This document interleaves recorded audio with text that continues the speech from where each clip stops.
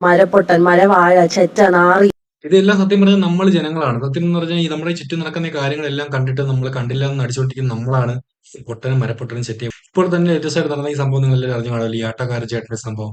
ആ പാവപ്പെട്ടൻ ഈ സമൂഹത്തിൽ ഇനി ജീവിക്കാൻ പോകുന്ന ഒരു കള്ളുകുടിയനും അത്രയും മോശമായിട്ടുള്ള ഒരു വ്യക്തിയായിട്ടാണ് സമൂഹത്തിൽ ജീവിക്കാൻ പോകുന്നത്.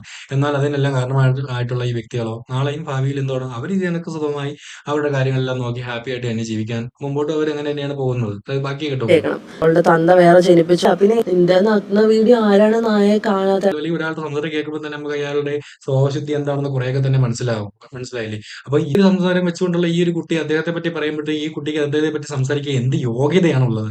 അതാണ് ഞാൻ ചോദിക്കുന്നത്. ഇത് ഈ കുട്ടി ഒന്നുകിൽ അദ്ദേഹത്തിന് ഈ ആരോപണം ഉന്നയിച്ച അദ്ദേഹത്തിന്റെ അടുത്ത് പോയി പബ്ലിക്കായിട്ട് മാപ്പ് പറയുന്ന രീതിയിൽ ഒരു വീഡിയോ ഉണ്ടാക്കണം. അദ്ദേഹത്തിന് ഇത്രയും ദിവസം ഉണ്ടായ അദ്ദേഹത്തിന് ഓട്ടം മുടങ്ങിയതിന്റെ എല്ലാ കാര്യങ്ങൾക്കും ഉണ്ടായിട്ടുള്ള നഷ്ടപരിഹാരം ഈ കുട്ടിയുണ്ട്. വഹി ഇറക്കി വിട്ട് ഡൽഹി സെക്സ് വർക്കേഴ്സ് നമ്പർ. ഇവരൊക്കെ വേറെ ഏത് ലോകത്താണ് ജീവിക്കുന്നത്? ഇവർക്ക് വേറെ എന്തൊക്കെയോ കാര്യങ്ങൾ. അപ്പോൾ ഒരു നേരത്തെ ആഹാരത്തിന് മുട്ടി ഓടിക്കൊണ്ടിരിക്കുന്ന ആൾക്കാർക്കിടയിൽ ഇവർ വേറെ എന്തൊക്കെയോ കാര്യത്തിലാണ് ജീവിച്ചുകൊണ്ടിരിക്കുന്നത്. മനസ്സിലായില്ലേ?